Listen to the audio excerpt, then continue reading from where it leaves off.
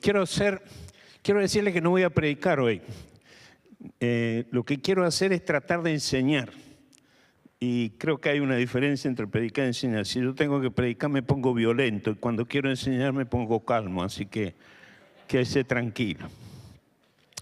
Pero quiero decirles que hablar de salvación yo creo que es una de las responsabilidades más grandes y serias que debemos afrontar este mes, que vamos a estar todo el mes con el tema. Yo, por supuesto, no quiero y no debo ignorar que esta palabra la tenemos en el marco de la palabra directriz que nos guía este año, que habla de viviendo en el favor de Dios. Sin embargo, me propongo darle un poquitito más de kilometraje al asunto. Me propongo reflexionar sobre la salvación en el marco un poco más amplio que nos permita ser justos con Dios. Digo ser justos con Dios porque a nosotros hablar de salvación normalmente y aún en las canciones que nosotros cantamos, medio que terminamos siendo el centro del tema por el favor que recibimos en Dios por la salvación. Pero yo quisiera hacer notar algunas otras cosas que podemos conocer en torno a la mirada y al propósito que Dios tiene al darnos este beneficio de la salvación eterna.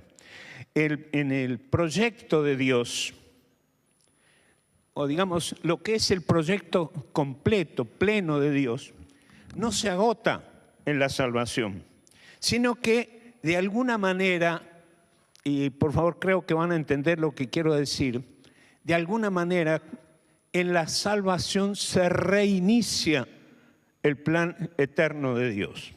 Ahora ustedes enseguida van a entender por qué digo esto. Y por eso desde esta consideración hay dos aspectos centrales a tener en cuenta a la hora de introducirnos en el tema que nos va a estar guiando durante todo el mes. Número uno, la salvación y el hombre como beneficiario de la salvación. Y número dos, la salvación y Dios como gestor y diseñador de la salvación. Vamos al primer punto entonces, la salvación y el hombre como beneficiario. Metidos en la consideración del tema propuesto, lo primero que debemos hacer es entender el significado de la palabra salvación. Y por eso quise señalar que la palabra griega, de donde viene la traducción de la palabra salvación en nuestras Biblias, es la palabra soter o sotería, que tiene un significado muy interesante. El primer significado de la palabra sotería es salud integral o completa. Es el primer sentido que tiene la palabra. Pero también se puede extender diciendo que el sentido de la salvación es el concepto de plenitud, especialmente referido a la salud. Y como desgranándose, se enganchan palabras como liberación, sanidad, prosperidad, felicidad, justicia, rescate o bienestar general. Todo eso está en el marco de la palabra sotería, la palabra griega, de donde nosotros recibimos la palabra salvación. Entonces, cuando nosotros hablamos de salvación, la Biblia nos lleva, a ver, para hacer un poquitito, tratando de meter todo esto históricamente, o por lo menos en parte de la historia, cuando hablamos de salvación, yo creo que la Biblia nos lleva inmediatamente a poner la mirada a ese momento o en ese momento en que el mundo fue conmovido porque Dios se encarnó en la persona de Jesús, haciéndose accesible a los hombres. Esto es lo que dice el Evangelio de Mateo en un texto que solemos leer en Navidad, pero que es oportuno que lo hagamos hoy. El nacimiento de Jesús fue así, estando María desposada con José. Antes de que se juntasen, se halló que había concebido el Espíritu Santo. José, su marido, como era justo y no quería infamarla, quiso dejarla secretamente. Y pensando él en esto, aquí un ángel del Señor le apareció en sueños y le dijo: José, hijo de David, no temas recibir a María, tu mujer, porque lo que en ella es engendrado del Espíritu Santo es. Y aquí hay algo clave en este texto que es útil para lo que nosotros estamos estudiando hoy. Y dará a luz un hijo y llamará su nombre Jesús, porque él salvará a su pueblo de su pecado. en el sentido de la palabra sotería o soter en el griego, está diciendo que Él salvará, liberará, perdonará, restaurará a su pueblo afectado por el pecado. El relato del Evangelio describe de manera muy simple para que todo el mundo lo entienda. Él salvará a su pueblo de su pecado. Ahora, transcurrido el tiempo, hay una nueva conmoción en el mundo que fue provocado por la muerte, resurrección y ascensión de Jesús en el acontecimiento histórico conocido como el Pentecostés, donde Pedro explica de manera sencilla qué significa lo vivido y los llama a los oyentes a buscar salvación. En ese texto la palabra dice: al oír esto se compungieron de corazón y dijeron a Pedro y a los otros apóstoles: varones hermanos, ¿qué haremos? Pedro les dijo: arrepentíos y bautícese cada uno de vosotros en el nombre de Jesucristo para perdón de pecados y recibiréis el Espíritu Santo. Y más adelante les dice, versículo 40, sed salvos de esta perversa generación. Así que los que recibieron su palabra fueron bautizados y se añadieron aquel día como 3,000 personas y perseveraban en la doctrina de los apóstoles, en la comunión unos con otros, en el partimiento del pan y en las oraciones. Los que formamos parte de la iglesia de Cristo hoy debemos entender que lo que Pedro hizo en el día de Pentecostés es lo que se espera que nosotros sigamos haciendo, porque lo que ocurrió en el día de Pentecostés produjo una gran conmoción y muchas personas creyeron en el Señor Jesucristo. El mundo, como nos decía Diego más temprano, está en una tremenda incertidumbre. ¿Qué más oportuno en este tiempo que hablarles de aquel que trae salvación en todo el sentido completo que nosotros hemos escuchado en esta mañana? Uno de los medios que Dios usó para despertar en mí la pasión por el evangelismo, yo ya les he contado, quédense tranquilo que no lo voy a repetir, pero mi pastor me enseñó a evangelizar y me mandó a la plaza a evangelizar en San Juan y me dio algún libro que me bendijo tremendamente para que yo entendiera de qué estábamos hablando y me acercó un libro que se llama Pasión por las Almas, escrito por Oswald Smith, donde el libro tiene como fundamento una palabra de Ezequiel, donde dice: hijo de hombre, yo te he puesto por atalaya a la casa de Israel. Oirás pues tú la palabra de mi boca y los amonestarás de mi parte. Ahora preste atención a lo que viene ahora. Cuando yo dijere al impío, es decir, cuando nosotros prediquemos el evangelio haciendo notar la condición del pecado en que el hombre se encuentra. Cuando yo dijere al impío, de cierto morirás, y tú no le hablares para que el impío sea percibido de su mal camino a fin de que viva, el impío morirá por su maldad, pero su sangre demandaré de tu mano. Versículo 19. Pero si tú amonestares al impío y él no se convirtiere de su impiedad y de su mal camino, él morirá por su maldad, pero tú habrás librado tu alma. La temática de este libro apunta a despertar conciencia en todos los cristianos acerca de la responsabilidad que tenemos como hijos de Dios de llevar el evangelio a todo el mundo. Y entonces, en este sentido, encuentro a la hora de evaluar y considerar esta palabra, encuentro algunos puntos que quiero mencionar. Número 1, nos llama a dimensionar la necesidad de que los pecadores entiendan el riesgo en que viven si siguen alejados de Dios. Número 2, o digamos, para darle un poquitito más de contenido al punto 1. Por eso decimos que salvación no es solo para disfrutarla. Esto nos decía Sergio hace un ratito. La salvación no es solo para que nosotros la disfrutemos, sino para que nosotros lo podamos compartir. La salvación no solo se disfruta, la salvación se comparte. Esto es lo que está diciendo Oswald Smith en su libro. En segundo lugar, describe el sentido de urgencia que recae sobre nosotros como voceros de aquel que nos manda a proclamar el evangelio. Urgente. es urgente, es ya. Ayer hablaba con un hermano que me decía que tendríamos que llenar algunos espacios vacíos y aprovecharlos porque la gente está dispuesta para hacerles conocer el Evangelio. Oswald Smith en su libro nos dice, sean conscientes de la urgencia de que ustedes hablen de Cristo. En tercer lugar, la importancia de entender que la salvación no es un fin en sí mismo. Por favor, aquí voy a ir metiéndome en un punto que voy a tocar más profundamente enseguida, donde quiero señalar que la salvación no se agota en sí mismo, es decir, la salvación no es un fin en sí mismo.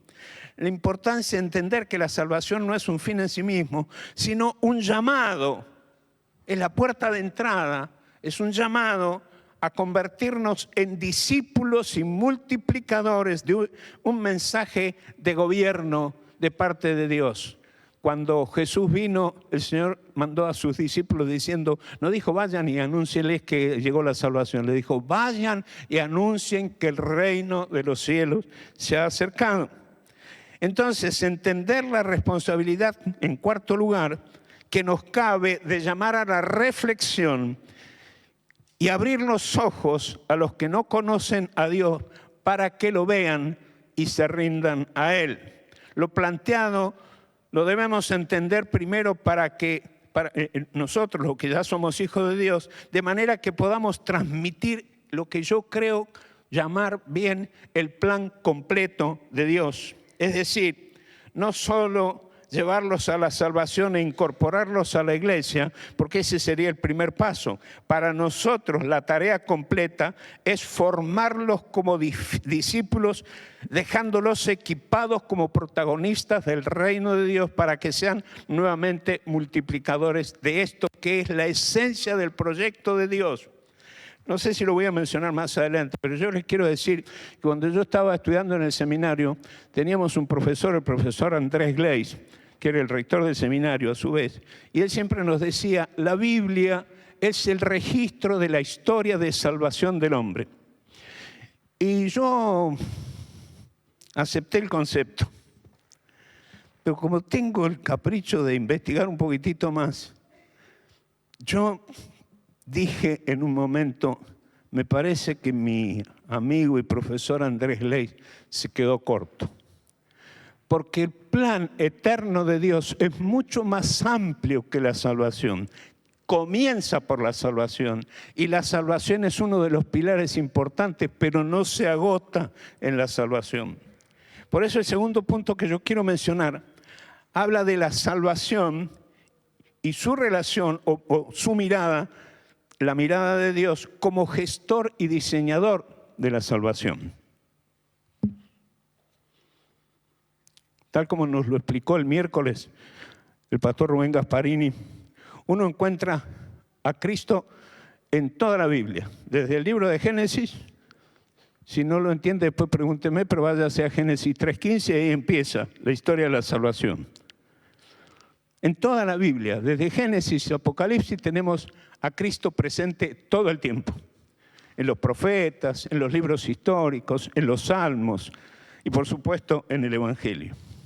Entonces, lo tenemos presente todo el tiempo. ¿De qué manera lo tenemos presente? Yo noto dos cosas. En primer lugar, lo encontramos dispuesto a humillarse hasta lo sumo, según nos dice Pablo en Filipenses capítulo 2, para llegar a ser Salvador. Es decir, lo encontramos en su condición de rey, pero en la condición de llegar a humillarse hasta lo sumo para llegar a mostrarnos la salvación.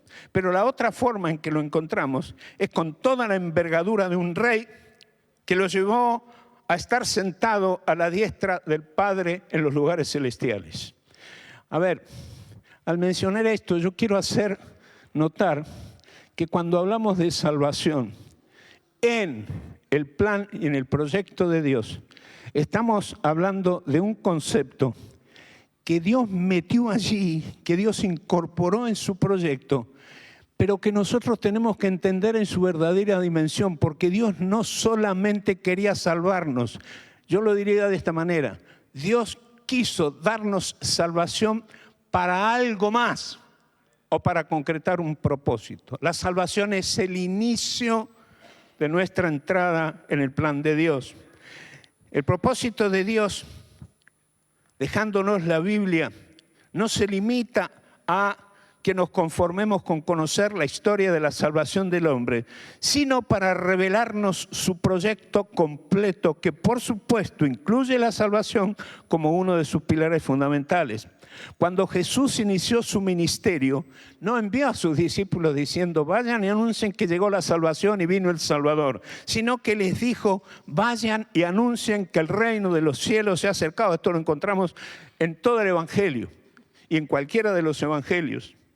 Es decir, más que la salvación como centralidad del proyecto de Dios, la centralidad del proyecto de Dios tiene que ver con su reino. El reino de los cielos es el centro e hilo conductor de todo el plan de Dios revelado en las Escrituras. Hay un hecho sumamente significativo en el Evangelio que se menciona en la oportunidad en que los discípulos discutían quién sería el mayor en el reino. Y Jesús los corrige, les llama la atención, dice, no muchachos, no se preocupen por quién es el mayor. Ustedes tienen que estar como el mayor, pero como siervo. Y entonces se refiere, yo estoy en medio de ustedes, siendo rey, pero en condición de siervo. He venido a servir, no he venido a que me halaguen como rey. Jesús corrige entonces enseñándoles a todos ellos y en su condición de rey. Yo me siento aquí como servidor, dice la palabra en este sentido. Interesante esto, fíjese, porque Jesús, a mí me encantan las enseñanzas de Jesús. Nunca los deja con conceptos colgados sin terminar de cerrar una idea. En esta charla que tenían, ¿quién es el mayor? Yo soy el mayor, vos sos el mayor. Que dice, no, el mayor sea como el servidor. Y ustedes tienen ejemplo en mí. Pero en el epílogo de esa charla dice, yo pues os asigno un reino como mi Padre me asignó un reino. A ver, me quisiera quedar toda la mañana hablando de esto. No lo puedo hacer por una cuestión de tiempo. Pero está diciéndole, ustedes todavía no despiertan. Todavía no se dan cuenta dónde los he puesto, dónde los estoy colocando.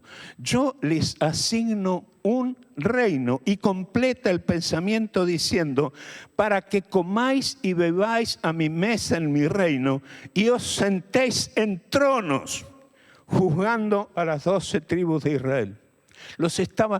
La salvación te posiciona. Y no solo te posiciona con el cartelito que dice que vas a entrar a la eternidad, a usar la casita que Dios tiene preparada para vos en la eternidad. Te posiciona hoy, te da autoridad hoy, te posiciona como parte del reino de Dios, te hace integrante del reino de Dios, te asigna un reino y te hace sentar a la mesa que está representada en la mesa que compartimos hoy. Pero la mesa a la que Jesús se está invitando, lo encontramos en varios lugares del Evangelio, inclusive en el capítulo 15 del Evangelio de Juan, cuando Jesús habla de ustedes no son, yo los he llamado amigos, no los he llamado siervos. Está encerrado el concepto de los que se sientan a la mesa del rey. La mesa del rey era una mesa no solo donde se comía, sino una mesa en la que se trataban las negociaciones y asuntos del reino. De manera que quedarse escaso con el concepto de salvación, simplemente con que mi nombre esté escrito en el libro de la vida y un día voy a estar en la eternidad con Dios, es quedarnos escasos. Por eso, simplemente los que disfrutan los beneficios de la salvación, pero no se han dado cuenta del valor y el compromiso de ser discípulos capacitados para mostrar un estilo de vida generado en los cielos y transportado a la tierra en la persona del Señor Jesucristo, que nos capacitó con el Espíritu Santo y con la palabra para que seamos nosotros los portadores de ese estilo de vida. Por eso, lo que Pablo enseña en la carta a los Efesios, capítulo 5, acerca del modelo de líderes, de modelo de discípulos, no tiene que ver con conseguir gente buenita que no hace macanas, sino con gente que tiene fundamento para vivir de determinada manera, de la misma manera que lo hizo Jesús, para mostrar cómo es el diseño de los cielos traído a la tierra, y que lo que sea acá en la tierra plantado traiga su efecto finalmente, una vez más, a los lugares celestiales. Gracias por su amén. Es decir, voy a decirlo en términos poco acostumbrados, pero para que se entienda. Alguien me dijo recién antes de subir, no hables apurado. Y ya me di cuenta que venía apurado, así que ahora freno. En el proyecto de Dios, escuche bien esto, la salvación, diga conmigo, la salvación. Es para saber si están ahí. La salvación, escuche esto, es la acreditación para entrar en el reino de Dios. La salvación te acredita para entrar en el reino de Dios y sentarnos en la mesa de las negociaciones del reino. Ustedes me podrán decir, como me lo he preguntado tantas veces, ¿cómo voy a sentar a la mesa las negociaciones del reino si yo estoy acá en la tierra y Dios se maneja desde un lugar al que yo pareciera estar lejos y poco accesible? Pues quiero decirte dos cosas. Número uno, la accesibilidad a Dios es simple porque ya abrió el camino el Señor Jesucristo. El velo se rasgó y tenemos libre acceso al Padre. Tenemos libre acceso al Padre. No sé si se dieron cuenta, pero dije que tenemos libre acceso al Rey. Aplauda al Señor.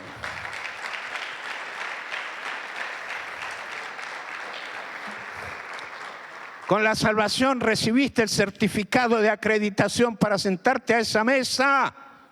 Número dos, ¿dónde me siento?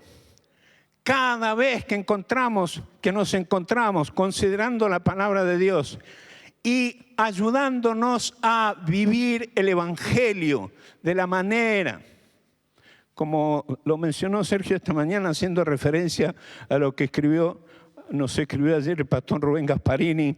Todos habrán visto esa escena donde en la apertura de los Juegos Olímpicos se hizo una ironización de la Cena del Señor. Y el pastor Rubén Gasparini nos decía, ¿cómo no se van a burlar de eso si la palabra de Dios nos dice que cada vez que nosotros participamos de la Cena del Señor, el regreso del Señor Jesucristo es anunciado? Y si el regreso del Señor Jesucristo es anunciado, el diablo tiembla.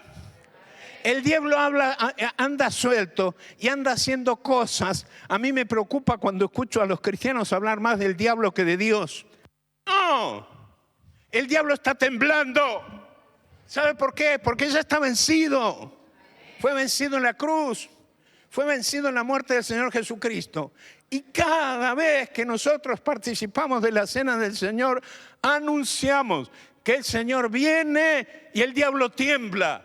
Y la palabra de Dios nos dice que en la cena, lo recordamos también, un día Dios viene, el Señor Jesucristo vuelve a buscar a su iglesia y el diablo sabe que no va a poder quedarse con ninguno de nosotros porque ya tuvimos la acreditación para entrar en la mesa del reino. Amén. Aplauda a Dios, por favor.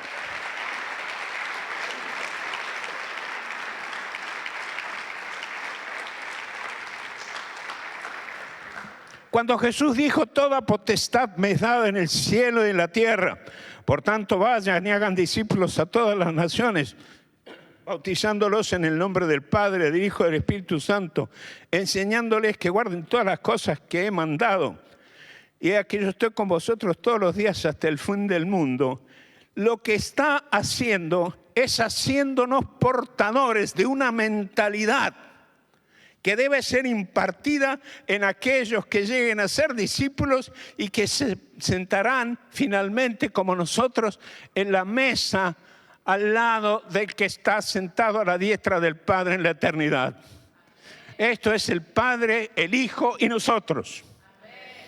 En el libro de Efesios, si no me voy a poner a hacer un estudio de Efesios otra vez, aunque si hace falta no tengo problema en volver a hacerlo, pero no hoy.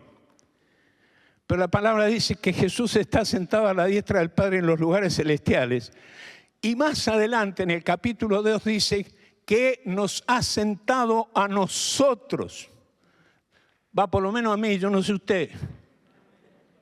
Nos ha sentado a nosotros a la diestra o con el Hijo, con el Señor Jesucristo, en los lugares celestiales. Como yo soy muy atrevido, me planteé esto. El Padre, a la diestra el Hijo y al lado nosotros.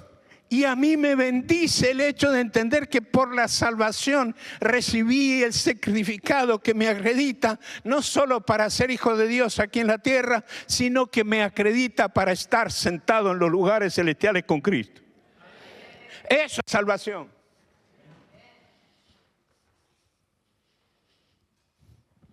Podríamos decir que de la misma manera el Pablo, imbuido de la misma posición de un discípulo con esta mentalidad gubernamental, puede llegar a plantearnos en Romanos capítulo 8, versículos 16 y 17, el mismo Espíritu da testimonio a nuestro espíritu de que somos hijos de Dios.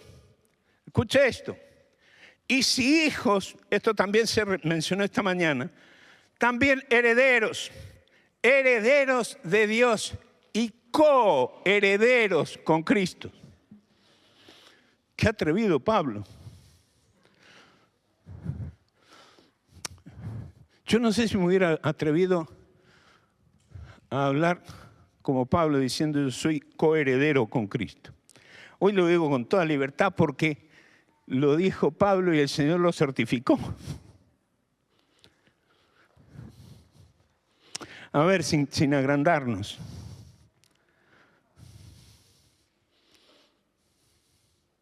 Es más, Pablo se atreve en esta misma carta a llamar a Jesús nuestro hermano mayor.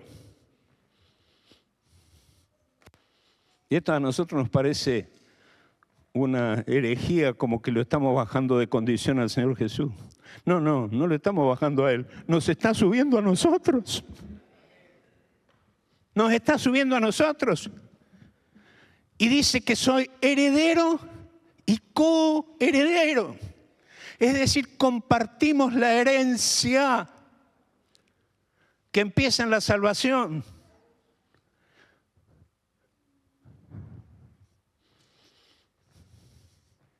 Por supuesto, yo no puedo hacer lo que se me da la gana con las cosas de Dios.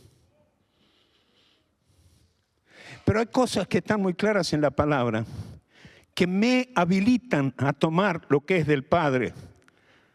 Evangelio de Juan, capítulo 15. Evangelio de Lucas, capítulo 15. El Padre tiene que llamarle la atención al hijo mayor diciendo, hijo, todo lo que es mío es tuyo. Y quiero, si nadie se dio cuenta todavía, quiero hacerle notar que la parábola del hijo pródigo no es otra cosa que la relación del padre con los hijos. Entonces yo como heredero y coheredero con Cristo, puedo tomar esa palabra no de manera desprolija, para pretender usar todo lo de Dios como se me da la gana, sino aquellas cosas las que Dios ya me habilitó a tomar. De manera que la salvación no es solamente tener paz, libertad y incorporarnos a una iglesia. La mentalidad de Dios no nos ve encerrados en un templo todos los domingos y con esto ya tenemos asegurada la entrada a la casita en la eternidad.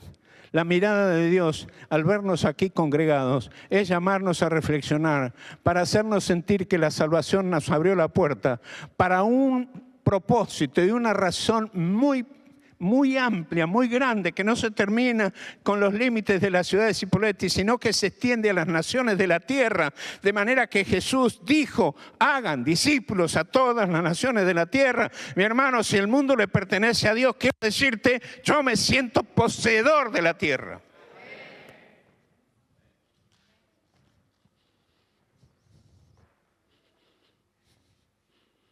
Podríamos especular diciendo que desde la ubicación que nosotros hemos conseguido por la sangre de Cristo de sentarnos en la mesa del Rey, Pablo observa y amplía su mirada para decir que empezando por la salvación y habiendo llegado a ser discípulos de Cristo, el Señor, el Rey de Reyes y Señor de Señor, la razón por la que estamos sentados a la mesa del Rey es porque somos hijos del Rey del Reino. Hijos del Rey del Reino. Por lo tanto, estamos allí como herederos para terminar afirmando que habiendo recibido la salvación, el discipulado, somos coherederos con el que está sentado a la diestra del Padre en los lugares celestiales. No sé si logro comunicar acertadamente lo que quiero decir, pero tengo una convulsión en mi espíritu porque quisiera poder transmitir todo lo que hay en la Biblia acerca de esto. No quisiera que te vayas en esta mañana de aquí yéndote tranquilito diciendo yo ya soy salvo, si me muero me voy al cielo, punto. No, no entendiste nada o entendiste un pedacito nada más. El mismo Pablo va a escribir en 2 Corintios, de modo que si alguno está en Cristo, nueva criatura es. Las cosas viejas pasaron y aquí todas son hechas nuevas. Y todo esto proviene de Dios que nos reconcilió consigo mismo por Cristo y nos dio el ministerio de la reconciliación.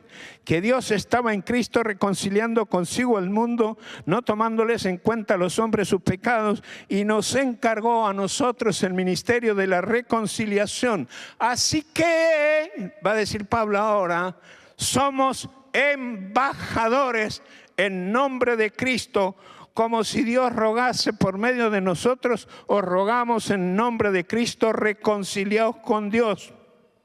Una vez más, Pablo, que no es escaso en el análisis de la revelación, nos lleva a algo más profundo y explica que la misma plataforma de salvación y discipulado y este lugar en la mesa del reino nos coloca en la categoría de embajadores del reino con credenciales en el nombre de Cristo que nos respaldó y nos dio autoridad para tal representación y desde esa posición cumplir con la encomendación de reconciliar al mundo con Dios. Yo quiero decirle, hermano, esto no es para un culto, esto es para una capacitación completa. Lo dicho hasta aquí está encerrado en la salvación que tenemos por haber creído en Cristo como nuestro Señor y Salvador. Y pongo el énfasis en ese orden, Señor y Salvador. No Salvador solamente. Y no Salvador primero. No, Señor y Salvador. Y los que conocen el significado profundo de la palabra Señor saben que ponerlo en primer lugar significa disposición plena de obedecer porque Él es el que manda y nosotros somos los que obedecemos. Una síntesis atrevida de lo dicho está, en este punto podría expresarse. Número 1, el proyecto eterno de Dios siempre fue el mismo. Tener un pueblo santo que manifieste su reino en la tierra. Lo vemos expresado de esa manera en el libro de Génesis. Cuando el Señor creó al hombre a imagen y semejanza, a imagen de Dios, varón y hembra los creó y los bendijo y les dijo: fructificad y multiplicaos, llenad la tierra y sojuzgadla.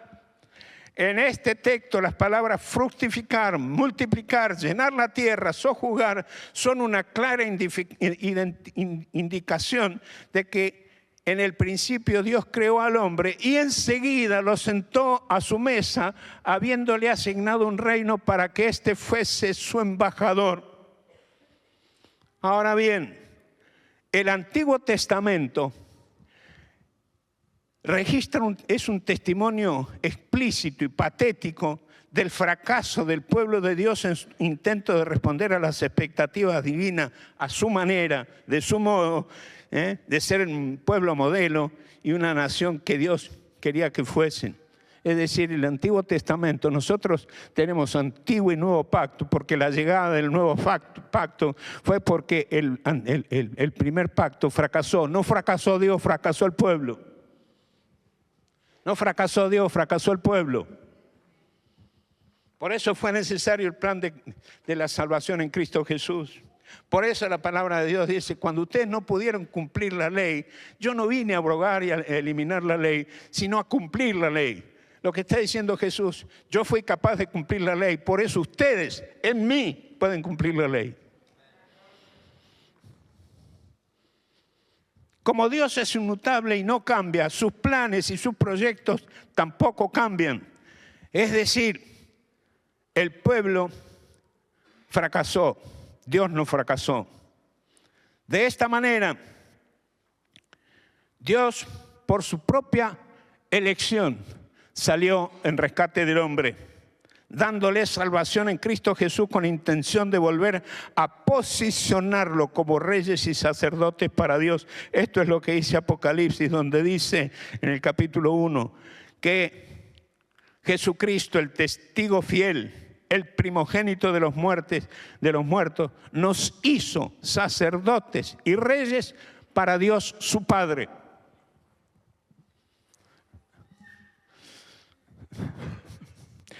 Yo vuelvo a decir, y no sé si vamos a poder hacer algo al respecto. Yo estoy feliz con las capacitaciones que damos en esta iglesia. Pero esto, hermanos, no se entiende en un culto. Esto necesita que nosotros nos detengamos a reflexionar sobre esto. La Biblia dice que la salvación es la acreditación que te abre la puerta del reino. Una vez sentado en la mesa del reino, te das cuenta de algunas cosas. Estás sentado allí como hijo del rey, como heredero del rey y como coheredero del que pagó el precio. Oh, Dios mío, esto es tremendo. Así que hablar de salvación simplemente para hablar de beneficios sería una minimización completa del plan eterno de Dios, que es mucho más grande. Si esta mañana te vas aquí por lo menos inquieto para ir y mirar en la Biblia todo lo que dice la Biblia al respecto, yo habría cumplido mi propósito, porque me quisiera quedar toda la mañana y todo el día acá, y no me quedo porque es el cumpleaños de Sergio y tenemos que ir a comer. Pero me quedaría toda la mañana para que contestemos preguntas con la Biblia respecto a esto.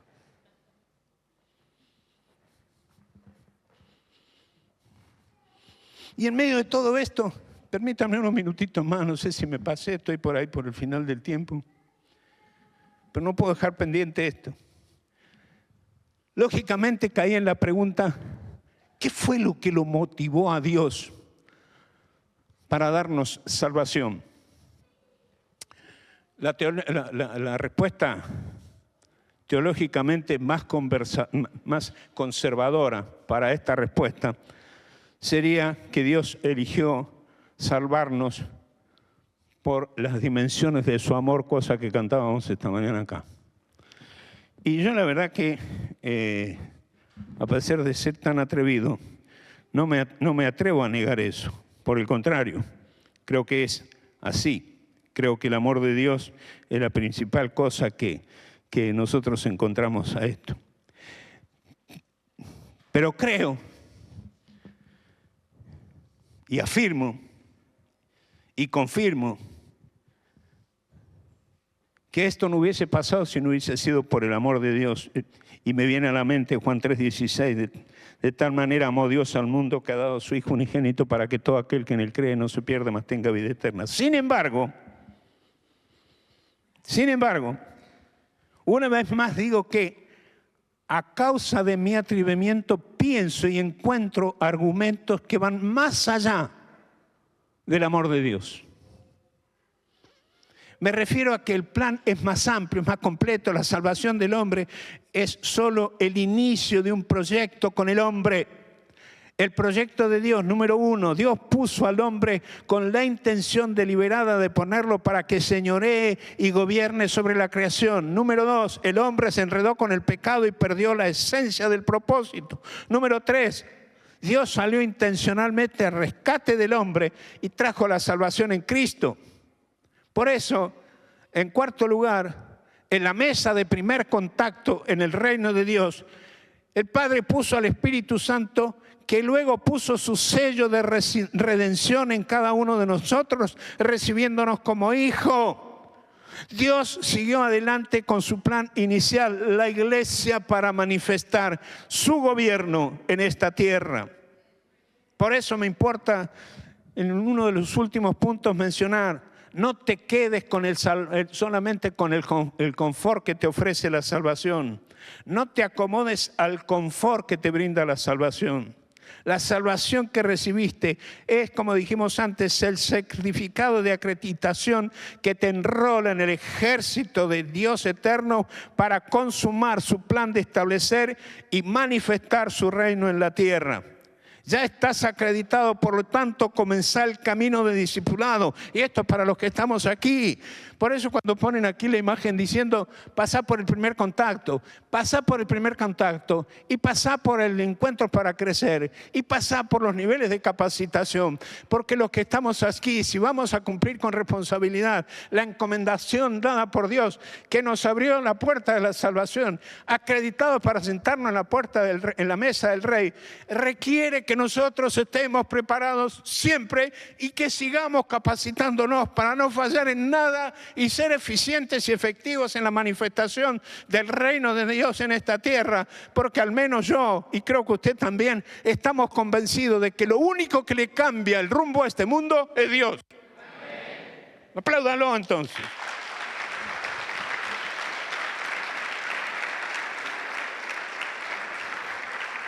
En tu acreditación calificaste para ser insertado en el cuerpo de Cristo, que es la iglesia.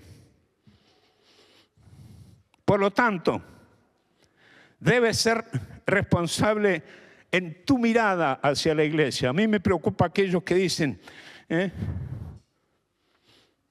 ¿vieron a esa gente que dice, yo soy cristiano, yo amo a Dios, estoy bien con Dios? Eso sí, no quiero saber nada con la iglesia. Eso es una mentira diabólica. No hay cristiano, hijo de Dios, acreditado por el Espíritu Santo sin iglesia. Sí, pero que en la iglesia pasan cosas, seguro. Y fuera de la iglesia, contámela. Claro que pasan cosas en la iglesia. Claro que hay cosas que no me gustan. Toda la semana escucho cosas que no le gustan. Me la paso trabajando con pastores. Esta semana recibí 2 pastores tratando de que entiendan esto que estoy explicando acá. Porque los pastores tienen diferencias entre ellos. Y cuando hay 2 pastores peleados que no se pueden ni mirar, pero a la vez se suben a un púlpito a predicar, me pregunto, ¿de qué predican? Y yo sé que va a haber alguno acá esta mañana que va a decir, los pastores se pelean.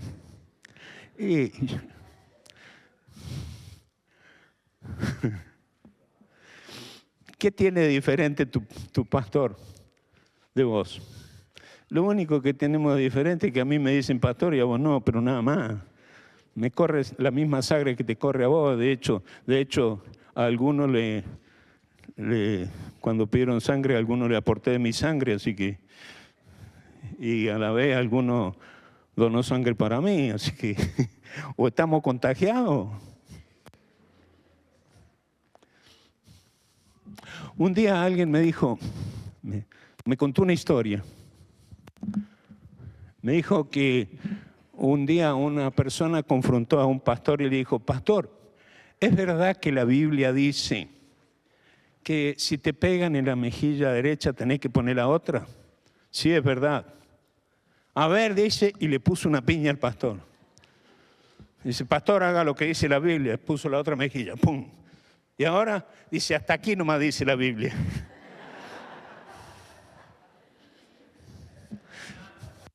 Los pastores nos podemos pelear.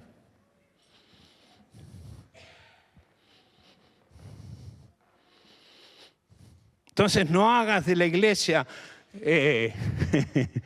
yo estoy bien con Dios, no estoy bien con la iglesia. Completa el trámite, por favor. Segundo, no hagas de tu iglesia un reducto religioso. Yo voy a la iglesia, cumplo con Dios, que Él ahora cumpla conmigo.